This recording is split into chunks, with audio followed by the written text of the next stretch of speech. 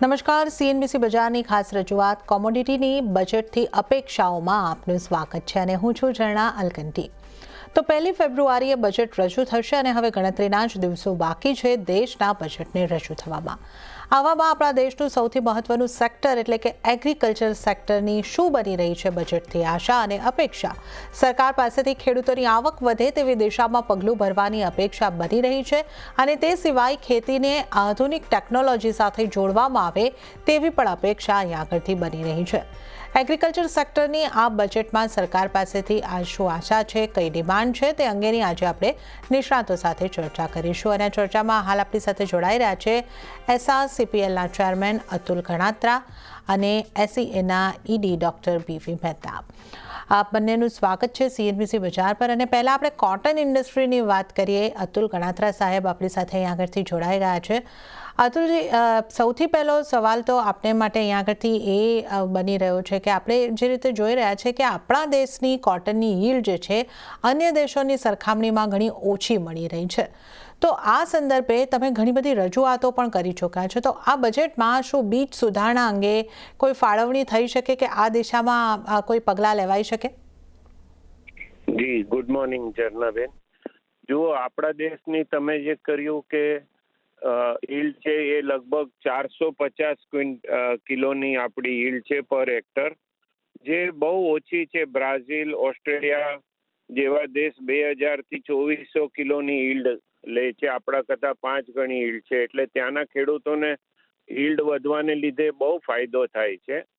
આપણા દેશમાં સરકાર 2003 પછી નવી સીડ ટેકનોલોજી લાવી નથી બીટીની, એટલે આપણા ખેડૂતોની યીલ્ડ બહુ ઘટી ગઈ છે। તો અમે દર વર્ષે સરકારને કહીએ છીએ કે એક નવી સીડ ટેકનોલોજી માટે જો 5 થી 10 હજાર કરોડ રૂપિયાનું ફંડ આપવામાં આવે તો નવી સીડ ટેકનોલોજી આવે અને ખેડૂતોની આવક, જે આપણી બીજેપીની સરકારનું જે ધ્યેય છે કે ખેડૂતોની યીલ્ડ ડબલ કરવી, તો એ ખરા અર્થમાં જો યીલ્ડ વધે તો જ ઇન્કમ વધી શકે છે। બાકી આપણી ગવર્મેન્ટ દર વર્ષે 5%, 7% એમએસપી વધારી રહી છે, પણ એમએસપીમાં ફક્ત દર 100માંથી 10 કે 20 ખેડૂતોને જ ફાયદો થાય છે, બાકી થતો નથી। અને સરકાર એમએસપી પર સીસીઆઈ દ્વારા ખરીદીને દર વર્ષે 10 થી 12 હજાર કરોડ રૂપિયાનું નુકસાન કરે છે। એને બદલે જો આટલા પૈસા નવી સીડ ટેકનોલોજી માટે આપે તો ખેડૂતો ધન્ય થઈ જાય અને એની આવક ડબલ થઈ જાય। તો એ અમારી એક ફર્સ્ટ ડિમાન્ડ રહેશે કે નવી સીડ ટેકનોલોજી લાવવી બહુ જરૂરી છે ઝરનાબેન। આ એક તો સીડ ટેકનોલોજીની આપણે વાત કરીએ અને આ બજેટમાં ફાર્મર્સને માટે બીજું કંઈક થઈ શકે છે, ખાસ કરીને જ્યારે આપણે કોટનના ફાર્મરની વાત કરીએ તો એમને માટે બીજી કોઈ આ સીડમાં આપણે એની વાત કરીએ, આ સિવાય બીજું કોઈક રાહત મળી શકે ફાર્મરને? જી, ફાર્મરને બીજી રાહત એમ આપી શકે છે કે જે હમણાં એમએસપી પર સરકાર ખરીદી કરી રહી છે કપાસની, એમાં ફક્ત ઇન્ડિયાના 20% ખેડૂત જે કોટન વાવે છે એને ફાયદો થાય છે। પણ જો સરકાર ભાવાંતર સ્કીમ લાગુ પડીને હરેક ફાર્મરને 500 રૂપિયા પર ક્વિન્ટલની ભાવાંતર સ્કીમમાં ડાયરેક્ટ ડીબીટી ટ્રાન્સફર કરે તો એનો ફાયદો 100% ફાર્મરને મળી શકે છે અને એને લીધે ફાર્મરની ખુશાલી વધશે અને એ લોકો સુખી થશે। તો એમાં સરકાર જે હમણાં 10,000 કરોડ રૂપિયા સીસીઆઈની ખરીદી પાછળ લોસ કરે છે, એટલા જ પૈસા જો ભાવાંતર સ્કીમ દ્વારા આપે તો ખેડૂતોના ઘરમાં એ પૈસા પહોંચે જે હમણાં પહોંચતા નથી। એટલે અમારી સેકન્ડ ડિમાન્ડ એ હશે કે ભાવાંતર સ્કીમ લાગુ કરવાથી દેશમાં ટેક્સટાઇલ ફાર્મરને તો ખૂબ જ ફાયદો થશે, જે આપણી ઇન્ડસ્ટ્રીને રૂ મોંઘું લેવું પડે છે, જીનર દલાલ ભાઈઓનો ધંધા ચાલતા નથી, એ બધાને સુખ શાંતિ થઈ શકે એમ છે જો ભાવાંતર સ્કીમ લાવે તો એ પણ અમારી એક રજૂઆત રહેશે બજેટમાં। જી ઝરનાબેન।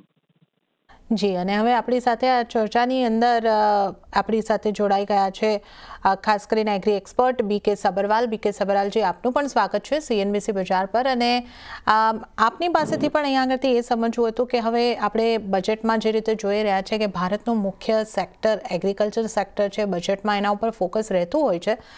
આ વર્ષે એગ્રીકલ્ચર સેક્ટર માટે, એગ્રીકલ્ચર કોમોડિટીઝ માટે કઈ રીતનું ફોકસ રહી શકે છે અને કઈ મોટી મોટી આશા અપેક્ષા આ બજેટ પાસેથી આપણે રાખી શકીએ એગ્રીકલ્ચર માટે?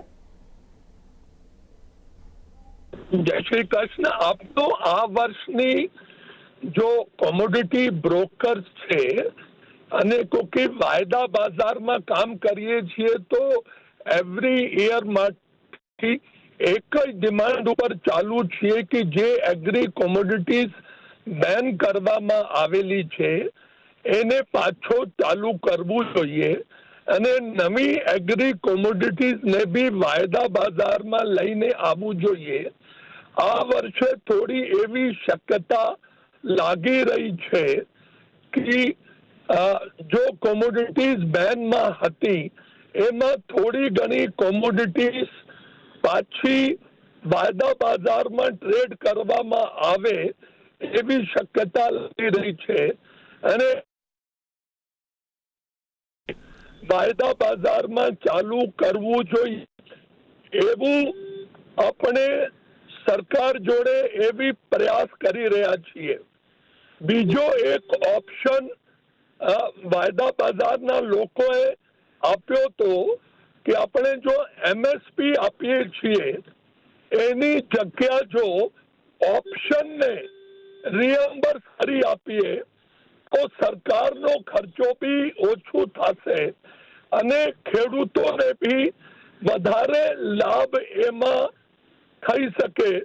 એ એક પ્રપોઝલ બી આપણે ફાઇનાન્સ મિનિસ્ટ્રીને આ વર્ષે આપેલું છે. ઓકે, તો અહીંયા આગળથી આપણે જે બેન વાયદાઓ છે એ અહીંયા આગળથી શરૂ કરવામાં આવે અને ખેડૂતો સુધી મહત્તમ લાભ કઈ રીતે મળી શકે એને માટેના સજેશન્સ પણ અહીંયા આગળથી ઇન્ડસ્ટ્રી દ્વારા આપવામાં આવ્યા છે. ગણાત્રા સાહેબ, ફરીથી આપણે થોડી કોટન અને ટેક્સટાઇલ ઇન્ડસ્ટ્રીને લઈને વાત કરીએ તો ગયા બજેટમાં ટેક્સટાઇલ ટેકનોલોજી મિશન માટે એક ફાળવણી કરવામાં આવી હતી. તો ત્યાં કઈ રીતની પ્રગતિ છે અને આ મિશન માટે શું આ બજેટમાં પણ કોઈ ફાળવણી વધી શકે કે કઈ રીતની સ્થિતિ તમે અપેક્ષા રાખી રહ્યા છો? ગયા વર્ષે અમને ટેક્સટાઇલ મિશન માટે, કોટન મિશન માટે 1100 કરોડ રૂપિયાની ફાળવણી થઈ હતી.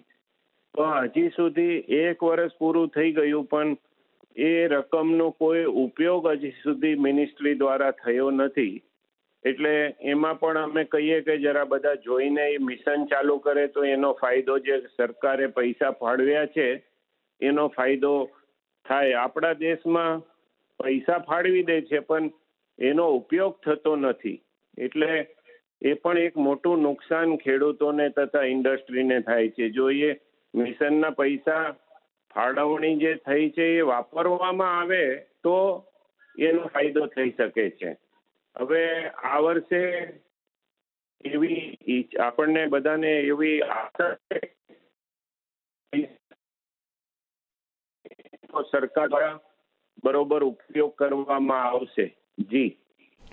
ઓકે, તો આ મિશન માટે જે ગયા વર્ષની ફાળવણી છે એના ઉપર કામ શરૂ થાય અને આ જે મિશન છે એ શરૂ કરવામાં આવે એવી એક અહીંયા આગળથી ખાસી માંગ થતી દેખાઈ રહી છે. અને કોટન ઇન્ડસ્ટ્રીનો ગણાત્રા સાહેબ એક બહુ મોટો પ્રશ્ન જે છે જે આપણે અગાઉ પણ એક વખત ડિસ્કસ કર્યો હતો પણ આ ઘણો જ મહત્વનો પ્રશ્ન છે કે જ્યારે આપણી પાસે 100+ લાખનો ક્લોઝિંગ સ્ટોક છે તો પણ કેમ ઇમ્પોર્ટ વધી રહ્યો છે?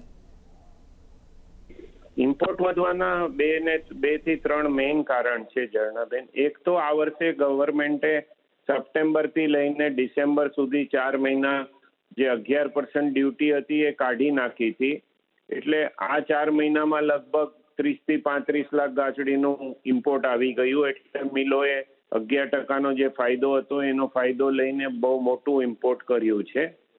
નંબર 2, CCI દ્વારા ખરીદી કરવામાં આવે છે. લગભગ અત્યાર સુધી 85 લાખ ગાંસડીની ખરીદી થઈ ગઈ પણ એ લોકો વેચતા નથી, બધો માલ ગોડાઉન ખરીદે છે.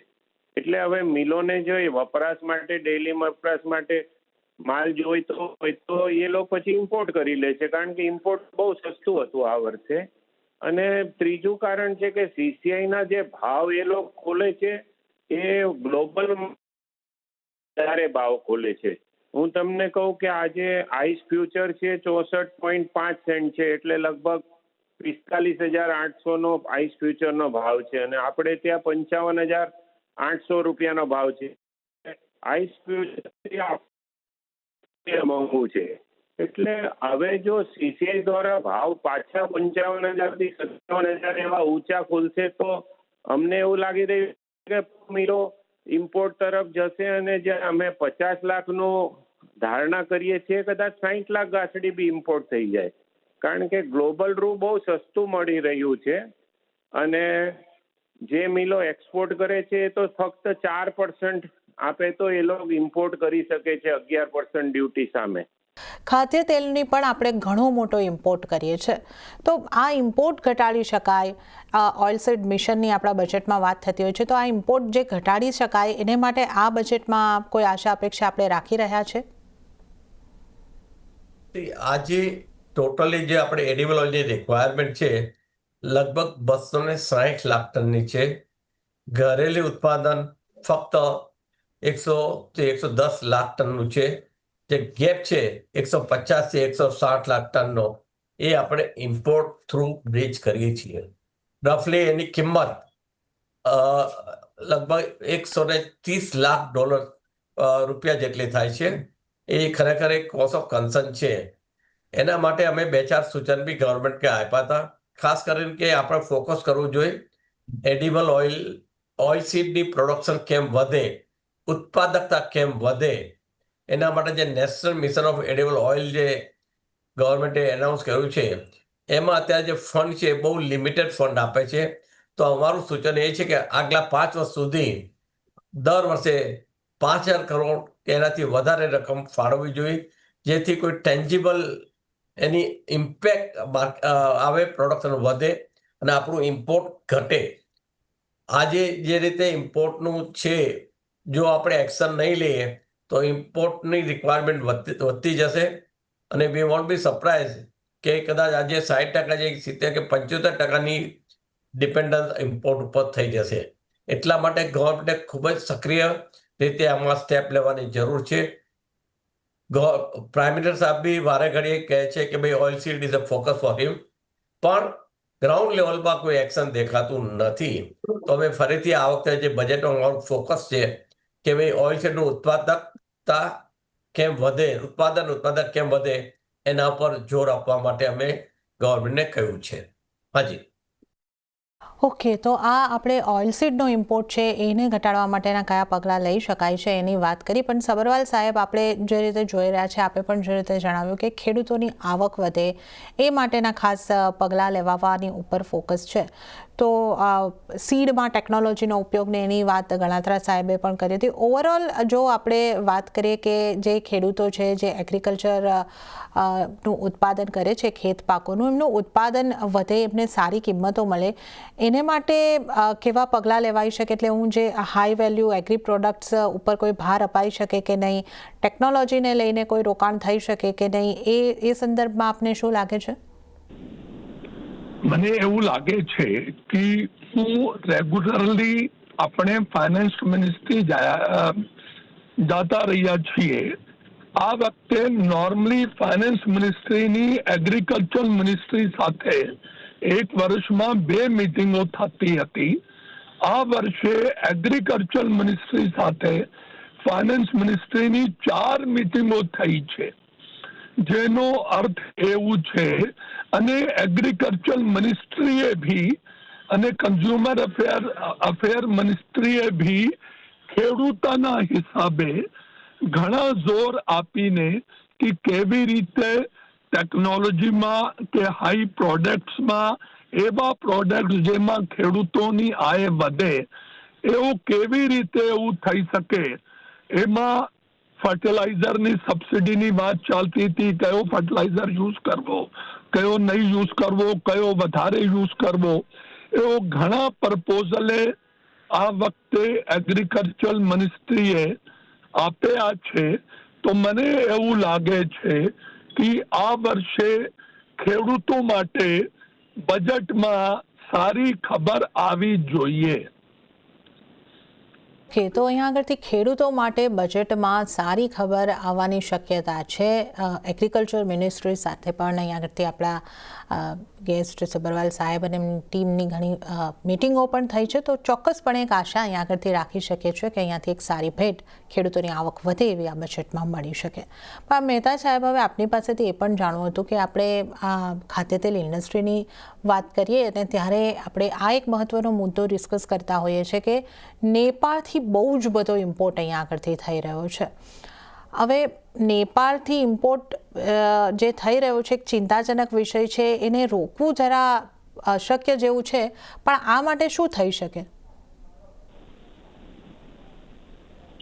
નેપાળમાં આજે ઝીરો ડ્યુટીમાં ક્રૂડ ઓઇલ ઇમ્પોર્ટ કરે છે અને ત્યાંથી સાફ્ટા એગ્રીમેન્ટ જે ઇન્ડિયા અને નેપાળ વચ્ચે છે કે એને લીધે ઝીરો ડ્યુટીમાં રિફાઇન્ડ ઓઇલ ઇન્ડિયા મોકલી રહ્યું છે. આ બાયલેટરલ ટ્રેડ એગ્રીમેન્ટ છે, એટલે યુનિલેટર તમે એમાં ચેન્જ બદલાવ કરી શકતા નથી, પરંતુ એને રેગ્યુલેટ જરૂર કરી શકો છો. એના માટે અમે સૂચન ગવર્મેન્ટને આપ્યું છે કે તમે જે આજે નેપાળથી આવતી રોકી શકતા નથી, પરંતુ એને રેગ્યુલેટ કરવા માટે એને કેનાલાઇઝ કરી દો, જેમ કે નાફેડ થ્રુ કે એના થ્રુ, તો ઓટોમેટિકલી જે પ્રાઇસ ડિફરન્સ બહુ છે એ ઘટી જશે અને માર્કેટને ડિસ્ટર્બ નહીં કરે. અમે થોડા વખત પહેલા શ્રી પિયુષ ગોયલ સાહેબને બી મળ્યા હતા, એમને આ સૂચન આપ્યું હતું અને હી વોઝ વેરી પોઝિટિવ કે ભાઈ આ શક્ય છે, કારણ કે બાયલેટરલ ટ્રેડ એગ્રીમેન્ટમાં તમે યુનિલેટરલ ચેન્જ કરી શકતા નથી. બીજું એક સૂચન આપ્યું હતું કે જે ઇમ્પોર્ટ કરીને થાય છે એને તમે ડિસ્ટ્રીબ્યુટ કરી નાખો. આજે શું રહ્યું છે કે બેંગાલ અથવા તો આ બાજુ ઈસ્ટ યુપી એને સૌથી વધારે તકલીફ પડી રહી છે કે જે નેપાળની નજીક છે. અમે એમને તમે કોટા બાંધી દો સ્ટેટ વાઇઝ કે આજે દર મહિને સપોઝ 50,000 ટન આવે છે, તો 10 સ્ટેટમાં કે 15 સ્ટેટમાં તમે એક સ્ટેટમાં 4,000થી વધારે ટન જવું નહીં જોઈએ, તો એનો ઇમ્પેક્ટ ઘટી જાય છે. અત્યારે શું રહ્યું છે કે યુપી કે એ બાજુ જ્યાં પ્લાન્ટ છે એ લોકોને તકલીફ બહુ પડી રહી છે. એ માટે એ બી સૂચન કર્યું હતું. ગવર્મેન્ટે પોઝિટિવ છે સૂચન ઉપર. હવે પણ બાયલેટરલ ટ્રેડ હોવાથી એમને બી થોડી કદાચ તકલીફ હશે એમ માનવું છે કે ઇમ્પ્લિમેન્ટ કરવાની તકલીફ હશે, પણ છતાં પ્રયત્નો અમે કરી રહ્યા છીએ. ઓકે, તો આ નેપાળથી ઇમ્પોર્ટ થતા તેલને જો રેગ્યુલેટ કરવામાં આવે તો થોડો ઘણો ઘટાડો આપણે કરી શકીએ છીએ, પણ હવે અહીંયા એક બાયલેટરલ એગ્રીમેન્ટ છે તો અહીંયા થોડી મુશ્કેલીઓ આપણને થતી જોવા મળી શકે છે. પણ હવે સબરવાલ સાહેબ, જો આપણે આ એગ્રી ખેત પેદાશોની જ્યારે વાત કરી રહ્યા છે તો એમાં ટેકનોલોજીનો ઉપયોગ વધારવા અંગે કે પછી ખેતીને લગતું ઇન્ફ્રાસ્ટ્રક્ચર, એપીએમસીનું ઇન્ફ્રાસ્ટ્રક્ચર હોય કે ખેત પેદાશોને એપીએમસી સુધી પહોંચાડવા માટે અહીંયા પણ ઘણા નુકસાન એ રીતનું થતું હોય છે. આ જે એગ્રી ઇન્ફ્રાને લઈને કે એ રીતે કોઈ જાહેરાતો કે અન્ય કોઈ મુદ્દો આપ જોઈ રહ્યા છો કે જેને આ બજેટમાં જેના ઉપર ધ્યાન આપી શકાય? એવું લાગે છે કે ટેકનોલોજી દરેક ક્ષેત્રમાં ગવર્મેન્ટ પ્રયાસ કરી રહ્યા છે, તો એગ્રીના ક્ષેત્રમાં બી ટેકનોલોજીનો વધારે ઉપયોગ થાય, ખેડૂતો એને ઉપયોગમાં લાવી શકે. અને એપીએમસી, જો આપ વાત કહેતા હતા કે કઈ સરખી રીતે એપીએમસી નો રોલ વધારે થઈ શકે એવું બજેટમાં આવે એવી શક્યતા લાગે છે. ઓકે, તો એપીએમસીનો રોલ જે છે એના ઉપર કંઈક બજેટમાં હોઈ શકે છે અને ખેડૂતો ટેકનોલોજીનો ઉપયોગ પણ કરતા થાય એ માટે પણ બજેટમાં કોઈક સંદર્ભ હોઈ શકે છે, એની ચોક્કસપણે આશા અપેક્ષા આપણે રાખી રહ્યા છે. મહેતા સાહેબ, આપણે એડિબલ ઓઇલ ઇન્ડસ્ટ્રીમાં આપણે જોઈએ કે જુદા જુદા એડિબલ ઓઇલ ઉપર ડ્યુટી અલગ અલગ લાગે છે. હવે આને માટે કોઈક આપના સજેશન છે? ક્રૂડ ઓઇલની ડ્યુટી જે 16.5% છે, એમાં પામ, સનફ્લાવર, સોયા અને રિસન્ટલી પોમોસ ઓલિવ ઓઇલનો બી સમાવેશ કરવામાં આવ્યો છે. અમારું સૂચન એ છે કે બાકીના જે તેલ છે, જેસે રેપસીડ ઓઇલ છે અથવા તો રાઇસબર્ન ઓઇલ છે, એને બી જે અત્યારે એની ડ્યુટી 38.5% છે, એની જગ્યાએ એની ડ્યુટી બી બધા ઓઇલની સાથે 16.5 કરવી જોઈએ. કારણ એક બેલેન્સ કરવા માટે આજે ઇન્ડિયામાં બાંગ્લાદેશ, જો કે હમણાં પરિસ્થિતિ સારી નથી, નહીં તો બાંગ્લાદેશથી બી રાઈસ બ્રાન ઓઇલ આવતું હતું, તો એ આપણે ત્યાંથી લાવી શકીએ છીએ. આપણે શોર્ટેજ છે અને ત્યાં એનું ડિમાન્ડ નથી. હજી બાંગ્લાદેશમાં રાઈસ બ્રાન ઓઇલ નવું છે, લોકો ત્યાં યુઝ કરતા નથી, પણ ત્યાં રાઈસ બ્રાનની અવેલેબિલિટી ઘણી છે. રાઈસ બ્રાન ઓઇલનું પ્રોડક્શન 2 લાખ ટન થાય છે. તો એ લોકો નોર્મલી, અને ત્યાં એવી રિફાઇનિંગ સેક્ટર નથી, એટલે ક્રૂડ ઓઇલ હંમેશા ત્યાં સુધી ઇન્ડિયા આવતું હતું. પણ અમે આ ડ્યુટીને લીધે થોડી તકલીફ પડી રહી છે. જો ડ્યુટી ઘટાડવામાં આવે તો આપને બાંગ્લાદેશથી બી 50,000 lakh ton rice bran oil મળી શકે તેમ છે.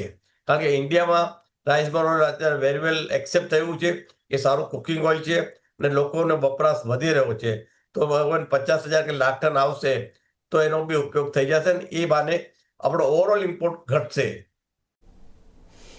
ઓકે, તો આ ખાદ્ય તેલમાં પણ ઇમ્પોર્ટ ઘટવાની આપણે જે આશા અપેક્ષા છે એની વાત કરી, અને ખાસ એગ્રીકલ્ચર કોમોડિટીઝની અપેક્ષાઓની આપણે વાત કરીએ. ત્યારે ડૉક્ટર BV મહેતા સાહેબ આપનો અને સબરવાલ સાહેબ આપનો ખૂબ ખૂબ આભાર સમય ફાળવી અમારી સાથે આ ખાસ ચર્ચામાં જોડાવા બદલ. અને ત્યારે જ એગ્રીકલ્ચર ક્ષેત્રની આ બજેટથી આશા અપેક્ષાની આ ખાસ રજૂઆતમાં હાલ પૂરતું આટલું જ. હાલ મને આપશો રજા, પરંતુ આપ જોતા રહો CNBC ગુજરાત. નમસ્કાર.